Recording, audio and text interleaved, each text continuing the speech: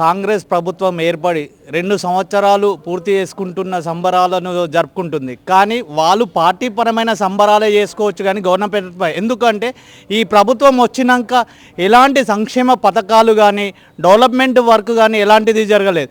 ఎందుకంటే గత ప్రభుత్వము ఎలా ప్రజలను మోసం చేసిందో దానికన్నా ఎక్కువ ఈ ప్రభుత్వం ఇంకా మోసం చేయడం జరుగుతుంది.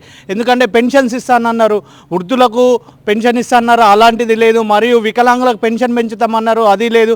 సంక్షేమ పథకాలే కాకుండా డెవలప్మెంట్కి వచ్చే వరకు, ముఖ్యంగా నిజామాబాద్కి వచ్చే వరకు ఎయిర్పోర్టు కానీ ఏదైతే సాగునీరు ఉందో సాగునీరు తీసుకురాకపోవడము ఇట్లాంటివి చేయడం తప్ప వీళ్ళు మరి సంబరాలు చేసుకునే అంత ప్రభుత్వం అయితే కాదు. ఇది ప్రజలను మోసం చేసే ప్రభుత్వము.